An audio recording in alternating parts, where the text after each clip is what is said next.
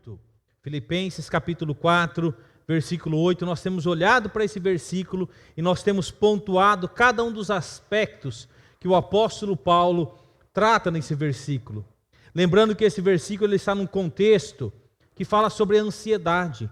E como a ansiedade ela é maléfica, como a ansiedade ela traz problemas sérios no nosso relacionamento com Deus, no nosso relacionamento com o próximo, e nós temos que entender que a ansiedade é pecado diante de Deus. E que nós devemos confessar a Deus quando nós estamos vivendo na ansiedade, tentando viver o amanhã que nem chegou ainda. Então, e o apóstolo Paulo, nesse contexto que ele fala sobre ansiedade, ele aqui em Filipenses 4:8 nos diz assim: finalmente, irmãos, tudo o que é verdadeiro, tudo o que é respeitável, tudo o que é justo, tudo o que é puro, tudo o que é amável, tudo o que é de boa fama, se alguma virtude há e se algum louvor existe, seja isso o que ocupe o vosso pensamento. Nessa série nós já falamos sobre tudo que é verdadeiro, nós já falamos sobre tudo que é respeitável, e na última mensagem eu falei sobre tudo que é justo, aquilo que Deus nos fala na sua palavra sobre viver uma vida de justiça. E hoje eu quero conversar com os irmãos sobre tudo que é puro, né? O que a palavra de Deus nos fala sobre esse aspecto de uma vida pura, e nós vamos entender. Então o propósito do apóstolo Paulo, e acima de tudo o propósito de Deus, é que eu e você tenhamos uma mente transformada. Que nós possamos ter a mente de Cristo, como diz o apóstolo Paulo lá em 1 Coríntios. Né? Uma mente transformada, não pelas filosofias, não pelas muitas ideias que nós temos neste mundo, mas uma mente transformada por aquilo que Deus nos deixou na sua palavra. Né? Mas que esse conhecimento não apenas encha o nosso conhecimento, o nosso intelecto, mas esse conhecimento tem que chegar ao nosso coração. Porque se esse conhecimento não chegar ao nosso coração, não haverá transformação, não haverá mudança de vida. Tem muitas pessoas que têm um cabeção de conhecimento a respeito das Escrituras. Tem pessoas que memorizam grandes trechos, livros inteiros da palavra de Deus. Isso é louvável, mas se esse conhecimento não chegar aqui, ele não vai se transformar em ações, em atitudes. Né? E nós somos um povo privilegiado, porque nós temos a palavra de Deus revelada, os 66 livros, revelado na nossa língua. E hoje nós não somente temos em papel, mas você tem aí no seu smartphone. Então hoje nós temos uma variedade de traduções que podem ajudar, auxiliar no conhecimento da palavra de Deus, e muitos livros preciosos que nos auxiliam no entendimento da sua palavra. Mas nada se compara ao auxílio do Espírito Santo, porque é Ele que abre o nosso entendimento para compreender. É o Espírito Santo que aplica a sua palavra ao nosso coração. E por isso que toda vez que nós nos debruçamos diante da palavra de Deus, nós temos que fazer essa oração: Senhor Deus, que o Espírito Santo se revele a mim através da sua palavra. Fala comigo, Senhor. Porque senão a nossa vida não vai passar apenas de uma religiosidade. E de religiosidade o Senhor não está interessado. Ele está... O que agrada o coração de Deus é quando há obediência, nas pequenas e nas grandes coisas, naquilo que Ele ensina na sua palavra. Então, uma vida agradável a Deus passa necessariamente por um modo de pensar em conformidade com o caráter de Deus, que resulta em um viver coerente com a palavra de Deus. Então isso é tão importante. O que Deus quer é que nós conheçamos a sua palavra. O Senhor Jesus certa vez diz que as pessoas erram por não conhecerem as Escrituras. Por não conhecerem as Escrituras. E por isso que elas cometem os deslizes e os pecados. Agora, quanto mais nós conhecemos a palavra de Deus, mais a nossa vida vai sendo transformada. Por isso que a palavra de Deus fala, ensina a criança no caminho que deve andar, desde bebezinho, para que quando ela cresça, ela ande nos caminhos do Senhor. Então, como é importante a palavra de Deus. O salmista já dizia, quanto eu amo a tua lei, é a minha meditação todo dia. Então, pense nisso, pensamentos errados levam a comportamentos errados. E comportamentos errados levam a sentimentos errados. Por isso devemos levar todo o pensamento cativo à obediência a Cristo. Senhor, se eu estou pensando de maneira errada, transforma esse pensamento. Ao longo da minha caminhada com Deus, que já são mais de 35 anos, desde que eu conheci a Jesus, com 14 anos de idade, e quanto mais eu mergulho na palavra de Deus, e quantas transformações foram acontecendo na minha vida ao longo de todos esses anos. Quanto mais eu mergulho, quanto mais eu estudo, mais eu me sinto tão pequeno diante desse Deus tão grande. E quantas áreas da minha vida Deus tem transformado, para que eu seja mais parecido com Jesus Cristo. Eu não quero que as pessoas conheçam Jesus por aquilo que eu falo, mas da maneira como eu vivo. É dessa forma que eu gostaria que as pessoas conhecessem a Jesus. Através do meu viver, que as pessoas pudessem ver Jesus Cristo através dos meus atos e atitudes. Não basta ter os fatos na cabeça, é preciso ter a verdade no coração. Muitas pessoas têm fatos, conhecem a respeito da morte e da ressurreição de Jesus, conhecem muitos fatos da palavra de Deus na cabeça, mas isso não transforma as suas atitudes e ele continua na prática pecaminosa. E hoje eu quero conversar com os irmãos sobre ter uma mente pura, né? Que é um grande desafio, como qualquer um dos aspectos que o apóstolo Paulo vem tratando aqui em Filipenses, capítulo 4, este aspecto é importantíssimo, ter uma mente pura. Onde o diabo mais ataca as pessoas? É no campo da onde? Da mente.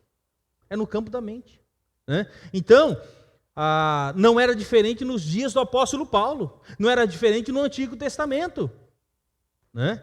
Lá no início do jardim, quando Satanás atacou Eva com sutis tentações, distorcendo a palavra de Deus, ao ponto dela duvidar da palavra de Deus e acreditar na palavra de Satanás, e consequentemente essa decisão trouxe implicações que nós sofremos até hoje.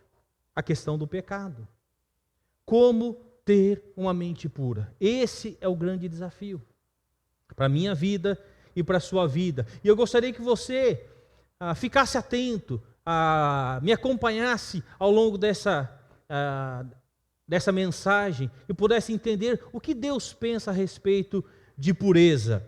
Então, pensamento puro, características de pureza moral. Essa é a ideia que o apóstolo Paulo, quando ele fala sobre pureza, características de pureza moral, né? Qual é a área, quando a gente pensa no mundo, que mais destrói vidas, que mais dá dinheiro na face da terra? A questão da imoralidade, né? Da pornografia e por aí vai, né? Como as pessoas são atacadas severamente. E Satanás sabe que é um campo e que ele tem conseguido êxito, não somente das pessoas que não temem a Deus, mas principalmente na vida daqueles que dizem conhecer a Deus. Quantos jovens são escravizados, quantos homens são escravizados, pessoas são escravizadas por conta da impureza moral. E o apóstolo Paulo, lá em 1 Tessalonicenses 5, 22 e 23, ele diz assim: mantenha-se afastados de toda forma de mal. Ele não está dizendo para você flertar com o mal. Ele está dizendo para você se manter afastado de toda forma de mal. E agora, que o Deus da paz, os torne o quê? Santos. Em todos os aspectos. Em todas as áreas da sua vida. O desejo de Deus é que nós tenhamos uma vida santa. E que o espírito, a alma e o corpo de vocês sejam mantidos íntegros até a volta de nosso Senhor Jesus Cristo. Meus queridos irmãos, que grande desafio eu e você temos. Nos manter afastados de toda forma de mal, de maldade, de relacionamento com coisas erradas. Por isso que o salmista no Salmo 1 fala, não vos ponhais em julgo desigual com os incrédulos. Porque que sociedade pode haver entre Cristo e o maligno? Estou citando 1 Coríntios, capítulo 7. O Salmo 1 fala sobre não ter relacionamento, no sentido de gastar tempo com pessoas que vai te levar para longe dos caminhos do Senhor. Isso não quer dizer que a gente não possa conversar, isso não quer dizer que a gente não possa evangelizar. Nós estamos nesse mundo. Nós temos que falar do amor de Deus para aqueles que não conhecem a Deus. Então, mantenham-se afastados de toda forma de mal. Essa é a ideia do apóstolo Paulo quando ele fala sobre pureza. Olha só o que Tito, quando ele escreve para Tito, ele fala o seguinte: tudo é puro para os que são puros, mas para os corrompidos e incrédulos, nada é puro. Antes, tanto a sua mente como a sua consciência estão contaminadas. Né? Então, quando eu e você, quando você bebe, por exemplo, um leite contaminado, o que vai acontecer com você? Você vai passar mal. Né? Se você come uma comida contaminada, o seu corpo vai reagir àquela contaminação. E a Bíblia fala que o mundo, as coisas do mundo, aqueles que não têm o temor de Deus, estão contaminados com o mal. E isso vai fazer mal na nossa vida, no nosso relacionamento com Deus. Então ele fala, tudo é puro para os que são puros, mas para os corrompidos e incrédulos, nada é puro. Ter uma mente pura, pensar de maneira santa, de maneira que agrada a Deus. Será que aquilo que eu falo, será que aquilo que eu escrevo, será do jeito que eu me visto, será que isso traz um aspecto de santidade, de pureza? Agrada a Deus? Aquilo que eu ofereço a Deus é algo puro? E nós vamos entender olhando para alguns textos da palavra de Deus. Tudo que é puro. Pureza implica limpeza, algo não contaminado ou poluído. Na língua grega do Novo Testamento, a palavra puro advém de ragnos.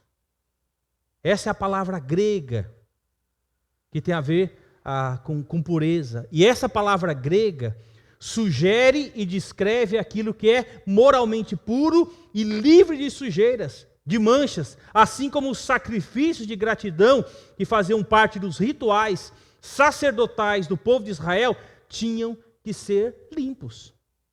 Ele não podia chegar no seu rebanho e pegar qualquer cordeiro para oferecer aquilo para Deus.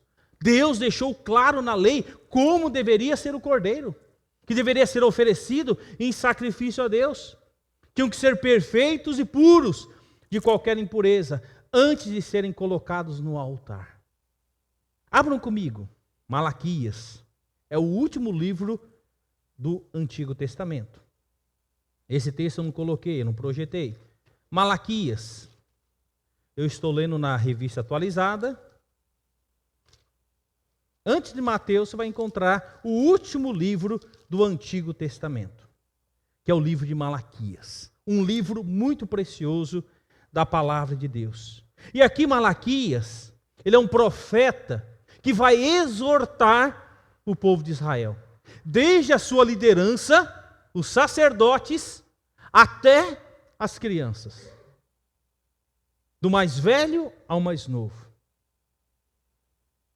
E olha só o que Malaquias, o que o Senhor fala através do profeta Malaquias. Ele diz o seguinte, a partir do versículo 6. O filho honra o pai, e o servo ao seu senhor. Então Deus diz, se eu sou o pai, onde está a minha honra? E se eu sou o Senhor, onde está o respeito para comigo? Diz o Senhor dos Exércitos a vós outros, ó sacerdotes, que desprezais o meu nome. Vós dizeis, em que desprezamos nós o teu nome? Então a liderança está confrontando a Deus. No que nós estamos te desprezando? E aí Deus fala, vocês oferecem sobre o meu altar pão imundo. E ainda perguntais, em que te havemos profanado? Nisso que pensais, a mesa do Senhor é desprezível. Quando trazeis animais cego para sacrificardes, não é isso mal? E quando trazeis o coxo, o enfermo, não é isso mal? Ora, apresenta-o ao teu governador. Vai lá, diante do seu governador, do seu rei, do seu presidente, vai lá e oferece isso, Deus está falando. Acaso terá ele agrado de ti e te será favorável? Diz o Senhor dos Exércitos. Agora, pois, suplicai o favor de Deus, que nos conceda a sua graça, mas com tais ofertas nas vossas mãos, aceitará ele a vossa pessoa? Diz o Senhor dos Exércitos. Tomara houvesse entre vós quem fecha as portas, para que não acendesse de balde o fogo do meu altar. Eu não tenho prazer em vós, diz o Senhor dos Exércitos, nem aceitarei da vossa mão a oferta. Mas desde o nascente até o poente, é grande entre as nações o meu nome, e em todo lugar lhe é queimado incenso e trazido ofertas puras, porque o meu nome é grande entre as nações, diz o Senhor dos Exércitos. Mas vós o profanais, quando dizeis, a mesa do Senhor é imunda, e o que nela se oferece, isto é, a sua comida é desprezível, e dizeis ainda, que canseira, e me desprezais, diz o Senhor dos Exércitos. Vós ofereceis o dilacerado, o coxo, o enfermo, assim fazeis a oferta. Aceitaria eu isso da vossa mão, diz o Senhor? Pois maldito, palavras do Senhor, pois maldito seja o enganador, que tendo um animal sadio no seu rebanho, promete e oferece ao Senhor o defeituoso, porque eu sou grande rei, diz o Senhor dos Exércitos, o meu nome é terrível entre as nações. A tristeza de Deus diante do seu povo, daquele povo que ele tirou da escravidão, daquele povo que ele mostrou através de milagres o seu poder. Esse povo que Deus prometeu uma terra abençoada, é o povo de Deus aqui, que está sendo advertido pelo profeta Malaquias. Deus está dizendo, aquilo que vocês me oferecem é desprezível. Um povo que conhecia a lei, que conhecia a palavra de Deus, mas que insistia em oferecer a Deus as sobras, aquilo que nem ele mesmo usaria para si. E Deus até questiona, você ofereceria isso para o seu governador? Para o seu rei? A grande pergunta é, meus queridos, muitas vezes, para o mundo, nós muitas vezes nos esforçamos, nos dedicamos para fazer o melhor. E a grande pergunta é, por que para o Senhor nós fazemos de maneira relaxada? Por que para o Senhor eu não tenho tempo? Por que para o Senhor eu ofereço aquilo que é sobra? E não o melhor daquilo que Deus me dá? Será que Deus está feliz ao olhar para a minha vida e para a sua vida? Será que Deus, da mesma forma que Ele se descreve aqui ao povo através do profeta Malaquias, como Ele olha para a nossa vida, para a nossa atitude? Essa semana o Paulo colocou lá um podcast no grupo de louvor lá sobre a questão do grupo, né? Aquilo que nós oferecemos ao nosso Deus. É interessante aquele podcast, curtinho, eu ouvi, e é muito interessante. Isso não é só uma implicação para o grupo de louvor, é uma implicação para o pastor, para aquele que vem pregar, aquele que dá aula para as crianças, em todas as áreas. Será que aquilo que nós fazemos para o Senhor é o nosso melhor? Será que Deus está dizendo, as pessoas tinham o rebanho, e eles sabiam que eles tinham que escolher o melhor do seu rebanho para ser oferecido ao Senhor. E sabe o que eles faziam? Eles pregavam aqueles que não tinham valor nenhum diante do rebanho, que era desprezado, muitas vezes deixado de lado, e eles pegavam aquilo para oferecer para o Senhor em sacrifício. E Deus está dizendo para o seu povo, isso é desprezível. A mesa do Senhor, a comida, aquilo que vocês oferecem para o Senhor, é desprezível. E Deus está dizendo, vocês me profanam. Eu sou o Deus Todo-Poderoso. Eu sou o Deus que abro as portas do céu, as janelas do céu para abençoar suas vidas. E é isso que vocês oferecem a mim. Oferecem a mim. Eu lembro há muitos anos atrás, numa dessas coletas, tinha lá uma nota partida no meio. Não tinha nem a outra parte. Aí eu fiquei pensando, será que é isso que nós oferecemos a Deus? Né? Uma nota que nem tem valor, é partida no meio. Eu já vi campanhas para levantar coisas para os missionários. Sabe aquelas coisas que não tem valor diante nenhum na sua casa? Tudo estragado? Aí você oferece para os missionários. É isso que nós oferecemos ao nosso Deus. Então, quando Ele fala da questão de pureza, é o melhor daquilo que temos. Quando você quer servir a Deus, sirva com a sua força, com o melhor que você pode dar. Muitas pessoas pensam, quando eu for mais velho, quando eu tiver aposentado, aí eu vou servir a Deus. Errado! Você tem que servir a Deus desde o início da sua conversão, oferecer o melhor que você tem para o Senhor. Desde o início da minha vida cristã, eu sempre aprendi isso. Quem conheceu o pastor Fred, sempre ele me encorajou a sempre fazer o melhor para o Senhor. Então, quando eu venho limpar a igreja, quando eu vim aqui sexta-feira à tarde, estava sozinho, eu não venho aqui para fazer um serviço meia boca. Eu quero fazer o melhor para o meu Senhor. Sabe por que eu penso o seguinte? Eu quero limpar essa cadeira porque eu sei que o Senhor Jesus, Ele vai sentar nessa cadeira. Eu quero limpar esse chão como se o Senhor Jesus fosse andar nesse chão. Eu quero limpar o banheiro, não de meia boca, não. Eu quero limpar esse banheiro porque eu sei que o Senhor Jesus vai usar esse banheiro. Por que nós temos que oferecer ao Senhor aquilo que é desprezível? Sem motivação, sem alegria. E meu querido, se você estiver fazendo qualquer coisa para homens ou para agradar o pastor, você está errado, você está enganado. Não é a mim que você vai prestar conta. Nós iremos prestar conta àquele que, como diz aqui o texto, o versículo 14. Leiam comigo de novo. Ele fala, pois maldito seja o enganador, que tendo um animal sadio no seu rebanho, promete e oferece ao Senhor um defeituoso.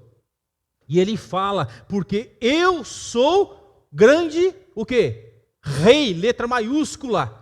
O único rei que merece o que é melhor. Diz o Senhor dos Exércitos, o meu nome é terrível entre as nações. se você oferece aquilo que é desprezível para Deus, você está brincando com Deus, brincando com a santidade de Deus, caminhando um pouquinho mais. Além disso, sabemos que tudo que fazemos para Deus e tudo quanto oferecemos a Deus precisa ser puro. Uma mente pura significa uma mente casta, que tem a ideia de pureza. Essa palavra casta. Já ouviram falar do cinto de castidade? Eu tenho certeza que nenhuma das mulheres aqui usaram cinto de castidade. Mas houve uma época da história que os homens, né, colocavam um cinto de castidade em suas mulheres. Com qual objetivo? Para que elas não perdessem a sua virgindade e se casassem o quê? Pura. Ele fosse o primeiro, né, a desfrutar da pureza da sua noiva, da sua namorada. E por isso que usavam um cinto de castidade. Imagina que terrível era para as mulheres. E fora, né, a coisa terrível que os homens faziam. Mas vem dessa ideia, castidade, pureza. Né? Por exemplo, a primeira ideia de ser puro é ser inocente em relação a ter pensamentos, palavras e ações puros. Essa é a ideia de pureza, de vivermos uma vida que agrada a Deus. Né? Muitas vezes a gente usa aquela frase, né? Olha a pureza daquela criança. Né? Muitas vezes a inocência dela. Né? Puro ninguém é. Nós sabemos que todos somos pecadores. Todos somos capazes de fazer coisas erradas. Né? Então, Deus, a que nós possamos oferecer a Deus aquilo que é puro. Uma mente pura significa uma mente casta, pura diante de Deus.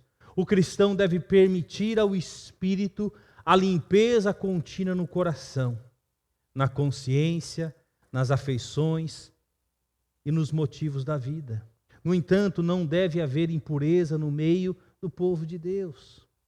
E como nós somos purificados? Pela palavra de Deus.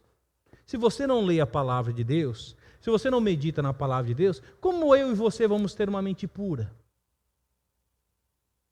É que nem aquela história, né? Do Senhor e o seu servo, né? Eu já contei aqui.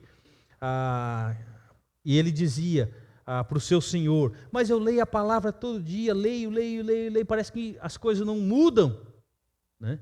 E aí aquele senhor muito sábio, ele disse para aquele servo, ele subiu numa escadaria bem alta, e lá embaixo na escadaria tinha um rio, e aquele senhor então pegou um cesto de junco e deu para esse servo, falou: desça essas escadas, vai lá, enche de água e suba até aqui. Eram muitos degraus. E aquele servo então obedeceu ao seu senhor, desceu todas aquelas escadas, encheu o cesto de junco de água, e na medida que ele vinha subindo, a água ia escapando.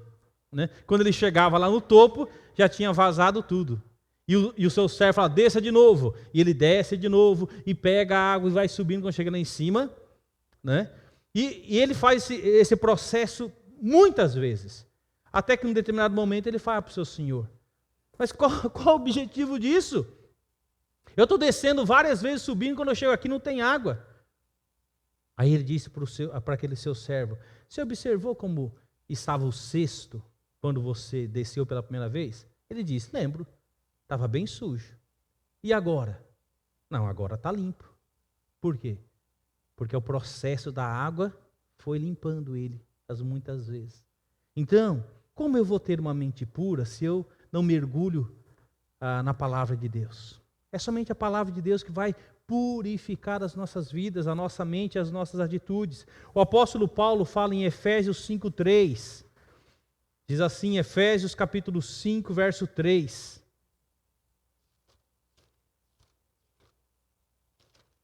Efésios capítulo 5, verso 3. Mas a impudicícia e toda sorte de impurezas ou cobiças nem sequer se nomeie entre vós, como convém a santos. Né? Ou seja, nada de impureza, nada de coisas que desagradam a Deus. Né? Então, tomar cuidado até com as nossas conversas, até com as nossas brincadeiras, porque isso pode manchar e corromper a sua comunhão com Deus. Ora, o que se refere à expressão tudo o que for puro? O que se refere a essa expressão? Refere-se a ter pureza na vida pessoal, coração purificado, consciência pura, pensamentos puros, afeições puras, possessões puras, sem motivos impuros. Precisamos ser puros na palavra e nas ações cotidianas para termos uma vida equilibrada em Cristo Jesus. Essa é a ideia. A vida de pureza vai mexer com a nossa mente, com o nosso coração e com o nosso comportamento, com as nossas atitudes. Quando Davi, o rei de Israel, ele peca contra Deus, vai sair até a nova série da Record, né, que vai tratar exatamente sobre isso, né? O pecado de Davi com Batseba. E vocês sabem o que acontece, ele já era casado, mas um dia que ele deveria estar na guerra, ele estava ali no seu palácio, e o palácio do rei, ele era muito mais alto comparado à casa das pessoas que moravam ali na redondeza. E numa desses dias que ele deveria estar na guerra, ele não estava na sua casa, andando ali, né, pela varanda da sua casa, eis que com a visão privilegiada que ele tinha do seu reino, né, ele vê uma mulher tomando banho, né, e era Batseba. Ele se encanta só pelo olhar, e vocês sabem o que acontece. Ele manda chamar Batseba e tem relações com Batseba, e Batseba engravida. E sabe o que é interessante? Esse dia eu estava conversando com a Tânia. Sabe o que é interessante nessa história? Que Urias, o marido de Batseba, ele era um daqueles soldados que era braço direito de Davi. Sabe aqueles soldados que ele tinha, os valentes de Davi, que é dito nas Escrituras? Ele tinha um grupo que eram os braços direitos dele. Era gente de extrema confiança. Eram soldados que dariam a sua vida por Davi sem titubear. E Urias era um desses. E Davi, ele traiu um dos seus valentes, se deitando com a mulher de Urias. E mais, não satisfeito somente em deitar-se com Batseba, o que Davi faz? Ele chama Urias, que estava na batalha, traz para casa e fala para Urias: Urias, fica aí uns dias aí com a sua esposa, aproveite, desfrute dela, né? Ela não tinha filhos ainda. Davi já sabia que ela estava grávida. Por quê? Na mente de Davi, olha só a impureza. Na mente de Davi, ele está planejando o quê? Se Urias volta para casa e tem relações com ela, o pai vai ser ele, não eu. Mas ele sabia que o pai era ele, daquela relação. Mas Urias era um homem tão íntegro, que ele nem entrar dentro de casa ele entrava, ele ficava na porta de casa, sentado.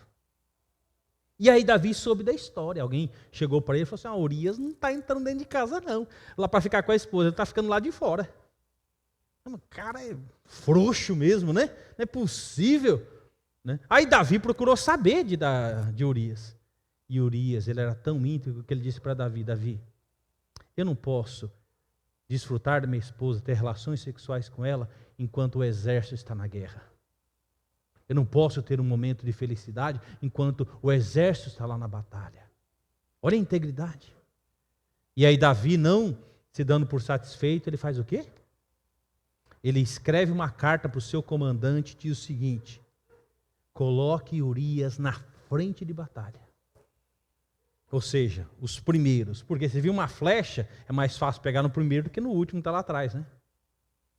Olha só a cabeça de uma pessoa que estava... A impureza foi tomando conta da cabeça de Davi. E vocês sabem o que aconteceu. Dias depois chegou a notícia: Urias está morto. Imagina Davi chorando: oh, tadinho, né? Preciso consolar a Batseba, vou trazê-la para o palácio. E vocês conhecem a história.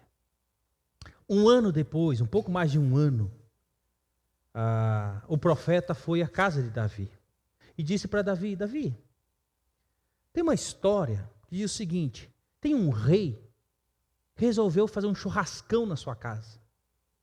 E ele tem lá um rebanho bonito. Mas ele não quis pegar do seu rebanho. Tem um senhorzinho pobre que tem apenas uma ovelhinha, que ele cuida daquela ovelhinha como se fosse filha. E ele foi lá e deu ordem para os seus servos pegar aquela ovelha e matar para fazer o churrascão para os seus convidados. E Davi ouvindo a história. E Davi fica revoltado, falando: mas como é possível? Esse cara precisa ser punido. Por isso que ele fez. Ele tem um rebanho e vai lá e pega a única ovelhinha daquele homem pobre. E aí o profeta fala: Davi, você é o cara. Você adulterou com Batseba, você planejou a morte de Batseba e falou: você é o cara. Você é esse rei que tem o seu rebanho e foi lá e pegou a ovelhinha do outro. Naquele momento a Bíblia fala que Davi cai de joelhos, ele chora. Chora diante de Deus. E Davi deveria ser punido de morte pela lei. E o Salmo 32 e o Salmo 51 vai descrever esse momento de Davi. E a Bíblia fala, um dos mais belos versículos do Salmo 51, né? Depois você pode ler esse salmo inteiro. Ele diz assim, em sua oração de arrependimento: cria em mim, ó Deus, um coração puro, porque o meu coração se tornou impuro. Eu cobicei, eu me deitei, eu fiz o que fiz. Senhor, me dá um coração puro. E renova em mim um espírito reto, Senhor. Renova em mim, Senhor Deus. Traz novamente aquele espírito que eu tinha antes de pecar. E sabe, meus queridos, eu sempre digo, eu e você podemos escolher qualquer pecado na vida. Mas você não pode, nem eu, nem você, escolher as consequências desse pecado. Deus perdoou Davi? Deus perdoou Davi. Mas as consequências vieram sobre a família de Davi. Essa criança, que era fruto desse primeiro relacionamento, nasceu morta. E depois as outras implicações na família de Davi por conta desse pecado. Deus perdoa qualquer pecado cometido, mas muitas vezes as consequências nós temos que arrastar para o resto da nossa vida. Como diz, né? O crime não compensa, o pecado também não compensa. Por mais que ele traga satisfação para você. E todo pecado vai trazer satisfação para você. Se o pecado não trouxesse satisfação, a gente não cometeria. E Davi, então, na sua oração, ele fala: cria em mim um coração puro. Senhor, me dá novamente a pureza. E é isso que nós temos que clamar ao nosso Deus. Mateus, o próprio Senhor Jesus, nas bem-aventuranças, ele diz o seguinte: bem-aventurados os puros de coração, pois verão a Deus. Quem vai ver a Deus? Somente os puros de coração. Não tem outro meio, não tem uma alternativa. A única maneira de uma pessoa ver a Deus é tendo o seu coração puro. E eu quero olhar de maneira muito rápida, caminhando para a conclusão. Por que a pureza deve ser principalmente no coração? Porque a pureza exterior pode ser apenas aparente. Lembra da religiosidade? Eu posso ser um excelente cristão na igreja, erguer minhas mãos, chorar. Eu posso ser um excelente ator na igreja. Sabe, meus queridos, uma coisa que eu e você não podemos esquecer nunca: Deus não dá valor nenhum à aparência, mas o coração. Jesus condenou a hipocrisia dos fariseus, que mantinham uma santidade exterior, mas eram impuros por dentro. Jesus bateu de frente com os religiosos nos seus 3 anos de ministério. Os homens que conheciam a lei, o Antigo Testamento, Jesus bateu de frente com eles. Por quê? Porque eles mantinham uma santidade exterior, mas eram impuros por dentro. Eles limpavam o exterior do copo, mas havia sujeira dentro. E Jesus usa uma expressão muito forte aqui em Mateus 23, 25 a 27, né? Eram como sepulcros caiados.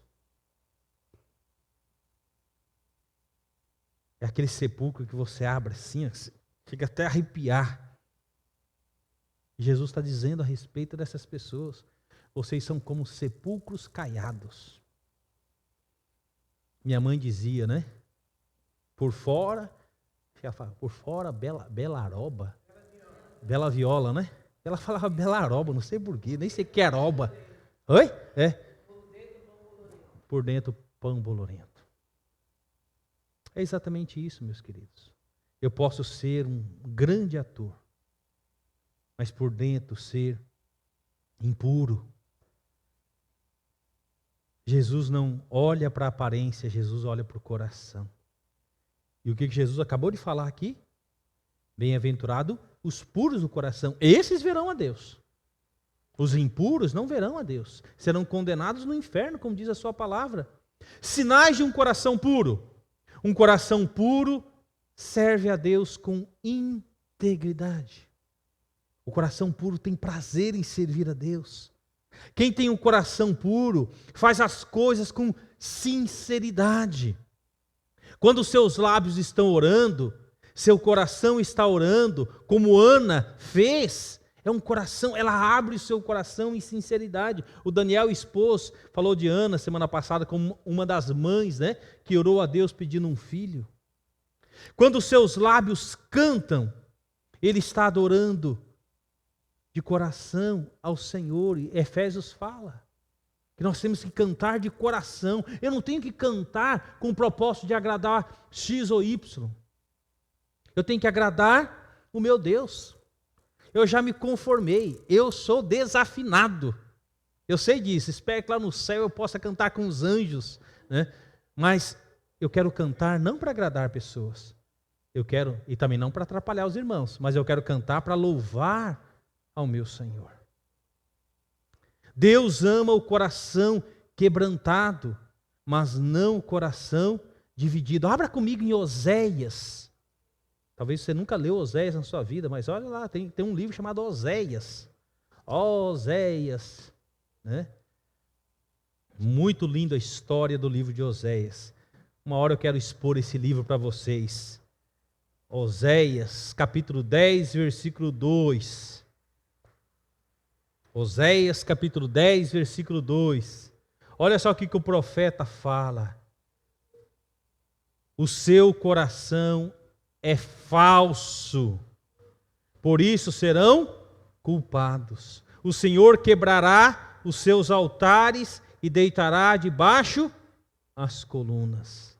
Deus está falando, o profeta Oséias está falando a respeito do seu povo. O seu coração é falso, ele é impuro, e Deus não se agrada de um coração dividido. Meus queridos, pensa, a quem nós queremos agradar? Aos homens ou a Deus? Sabe, queridos, um dos grandes perigos é que nós muitas vezes queremos fazer aquilo que nós achamos que tem que ser feito. E nós não queremos fazer aquilo que o Senhor quer que nós façamos. Sabe, isso você tem que colocar diante de Deus, falar: Deus, me perdoe, porque muitas vezes eu quero fazer aquilo que eu quero e não aquilo que o Senhor quer. Um coração dividido. Segundo, um coração puro evita a aparência do mal. Um coração puro afasta-se de toda aparência do mal. Ele não flerta com o pecado, ele não vive na região do perigo, ele não paquera a tentação, ele foge do perigo como José fugiu no Egito. Ele foge porque respeita a santidade de Deus. Ele foge da aparência do mal para não escandalizar os fracos. Ele foge da aparência do mal para não ser pedra de tropeço para os ímpios. E isso aconteceu na vida de José lá no Egito. José ele foi vendido como escravo pelos seus irmãos. Ele foi parar na casa de Potifar, como empregado de Potifar. E sabe, meus queridos, o que nós vemos ali, que com certeza a esposa de Potifar devia ser uma mulher escolhida a dedo, porque ele era alguém de muita importância no reino de Faraó. Possivelmente, Potifar não era aquele homem que dava atenção para sua esposa.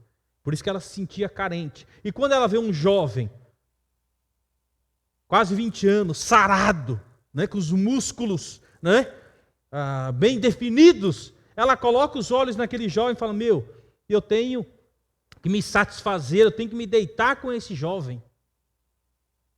Mas José,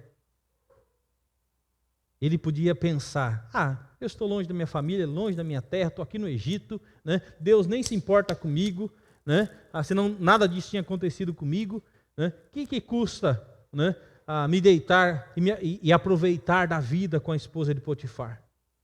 Mas José, todas as vezes, e o texto fala que constantemente ela flertava e dava em cima dele.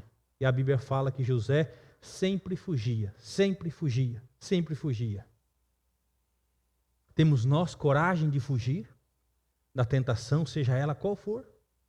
Ou você fica flertando com a tentação? E quem flerta com a tentação, ele cai, ele se arrebenta, e ele destrói aqueles que estão ao seu redor. José, ele fugia.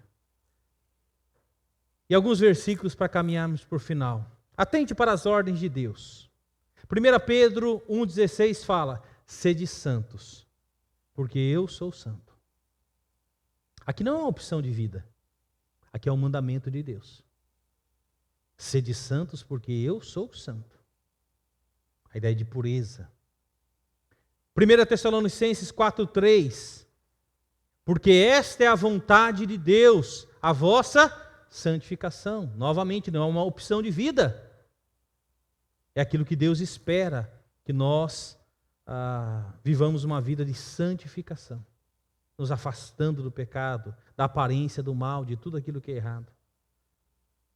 Eu sempre falo: cuidado com a aparência do mal, cuidado com quem você anda, aquilo que você escreve, o que você faz, cuidado com a aparência do mal. Terceiro lugar, Hebreus 10,14 fala: buscai a santificação, sem a qual ninguém verá o Senhor. Não tem alternativa. Se você não vive uma vida santa, uma vida que agrada a Deus, você não verá a Deus. Você pode dizer: mas pastor, eu venho na igreja, pastor, eu sou um dizimista fiel, pastor, eu fui até batizado. Não tem alternativa. Se você não buscar viver uma vida que agrada a Deus, se você entregou a sua vida a Jesus, a sua vida tem que ser diferente. Tem que ser diferente.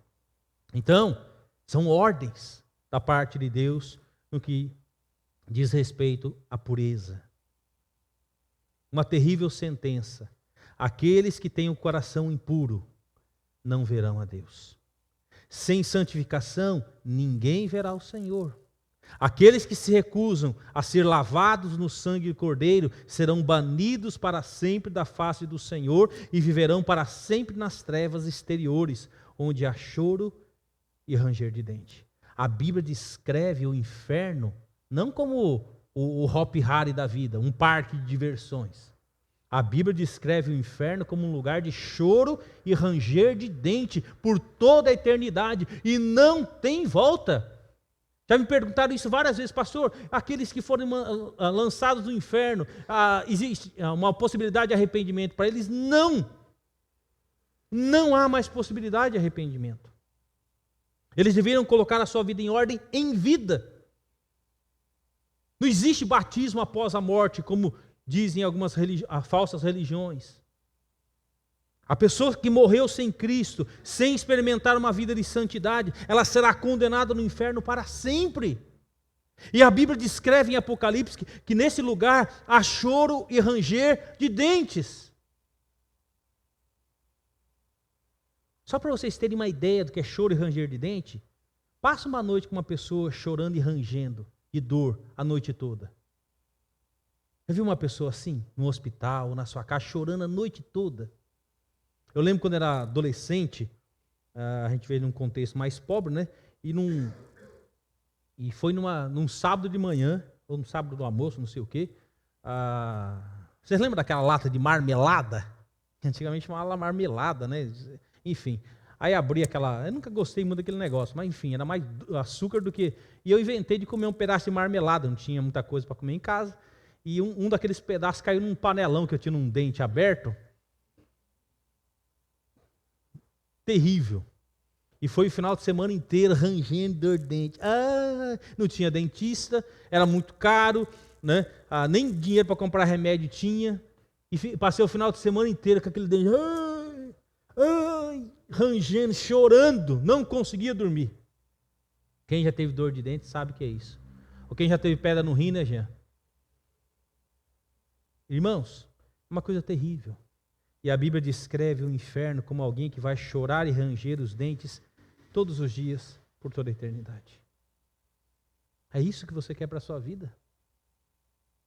Se você não optar por uma vida de pureza, de santidade, você não verá Deus. Não sou eu que estou falando. É a palavra de Deus, é o próprio Deus que está dizendo isso. A mudança tem que ser de dentro para fora. De religiosidade, o nosso Deus está por aqui. Ele não quer religiosidade, Ele quer santidade, Ele quer vida pura. Sabe? Teríamos coragem de entregar o nosso celular ao Senhor e falar: Senhor, pode olhar tudo. E o Senhor vê tudo. Senhor, pode ver aqui, ó, se tem alguma coisa. Aquilo que nós assistimos, aquilo que nós lemos, que sai da nossa boca, são coisas puras. Nosso relacionamento com o nosso cônjuge, com os nossos filhos, é de pureza. A transformação é de dentro para fora. Exterior não vai fazer diferença nenhuma. Começa no coração. Por isso que Davi clamava: cria em mim, ó Deus, um coração puro e renova dentro de mim um espírito inabalável. Cria em mim, Senhor, cria em mim. Então que Deus nos ajude a ter uma mente pura, que afeta o nosso coração e as nossas atitudes. Bem-aventurados os puros de coração, porque estes verão a Deus. Se Jesus voltasse hoje, você tem certeza que estaria na presença do Senhor? Ele diria para mim e para você: está aí alguém puro, alguém purificado, santificado, que vive uma vida assim? Ou será que Deus olharia para mim e para você e falaria: afastai-vos de mim, eu não vos conheço, eu não quero você na minha presença, porque a sua vida é uma vida de impureza e não de santidade? Temos a oportunidade, sim. Deus perdoa todos os nossos pecados quando nós verdadeiramente nos humilhamos diante do Senhor Jesus. Lembre-se que o Senhor Jesus pagou um alto preço por mim e por você. Ele deu a sua vida por mim. Talvez as coisas não acontecem na vida porque, em vez de você buscar a Deus, em vez de você buscar uma vida de santidade a Deus, você está buscando os seus próprios prazeres. E por isso que as coisas não vão para frente, sempre para trás. Pensa nisso, feche seus olhos. Eu queria dar um minutinho de oração silenciosa para que você possa. Meus queridos, não adianta querer esconder nada de Deus, porque Ele vê todas as coisas. O que Ele espera de mim e de você é uma oração sincera. Assim como Davi orou: Senhor, cria em mim um coração puro. E se você precisa lançar fora aquilo que você sabe que é impuro, você tem que tomar uma decisão hoje. Se você tem que deletar programas do seu celular, do seu computador, que você sabe que te leva a pecar, você tem que fazer hoje.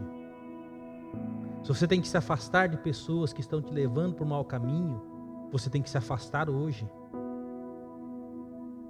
Se você quer viver uma vida que verdadeiramente agrade a Deus, e como resultado final você vai ver a Deus face a face, você precisa crer em Jesus Cristo. Não intelectualmente, mas você precisa crer de coração. Você precisa parar de querer fazer as coisas da sua vontade. Você precisa entender que não é a nossa vontade que tem que prevalecer, mas a vontade de Deus revelada na sua palavra. Será que o Senhor Jesus, caminhando no nosso meio nessa noite, Ele diria para mim e para você: você é apenas um religioso? Você conhece muitos fatos, mas esses fatos não chegam ao seu coração porque existe um bloqueio, e esse bloqueio se chama pecado. E esse conhecimento no seu intelecto não chega no seu coração. E para que isso aconteça, você precisa dizer: Senhor, eu sou pecador, eu pequei contra ti, Senhor. Tem misericórdia de mim, tem compaixão de mim, Senhor. Será que, assim como Malaquias, o Senhor está dizendo para mim e para você, aquilo que você está oferecendo para mim é impuro? Ó Deus, em nome de Jesus, que verdadeiras orações subam à tua presença nessa hora, Senhor. Orações sinceras de arrependimento, orações sinceras de um desejo de querer ter uma mente pura e um coração puro. Somente os puros de coração verão a Deus. Ó Deus, sem santificação ninguém verá o Senhor. É a tua palavra que nos expõe isso, Pai. Por isso nós oramos em nome de Jesus. Transforma o coração e a mente de cada um de nós. Ó Deus, e que milagres aconteçam essa noite, e que o nosso desejo de servir ao Senhor seja um desejo, ó Deus, que queime no nosso coração. Ó Deus, ouve o nosso clamor em nome de Jesus. Amém.